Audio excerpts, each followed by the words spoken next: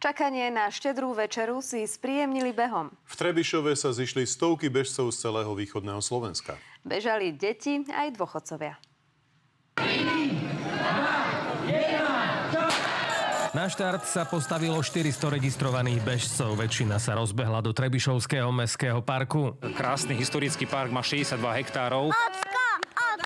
Dôležité nebolo dobehnúť do cieľa ako prvý, stačilo sa vrátiť do hodiny. Zapojiť sa tak mohli aj celé rodiny s deťmi. Bežím so svojím malým synom Sebastianom. Zapojili sme sa preto, aby sme niečo urobili pre seba, pred vianočnými sviatkami a pred hodami. To je mamča moja. Áno.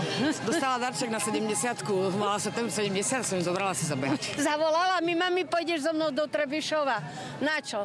Behať ideme. No dobre, pôjdem, tak čo už. Zabehať si prišli hlavne chlapi. Pri chystaní štedrej večere by vraj doma manželkám aj tak nechýbali. Všetko je pripravené, tak myslím si, že asi nie. Čo som stihol pomôcť, to som pomohol. Ako každý rok sa zapájam do behu.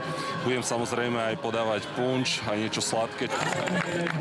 Medaila čakala na každého účastníka behu. Mohli tak doplniť sériu trofejí z ostatných behov. My v priebehu roka organizujeme 4 takéto podujatia. Na každom jednom podujatí získajú účastníci jednu účastnícku medailu a tá je sériovo doplnená.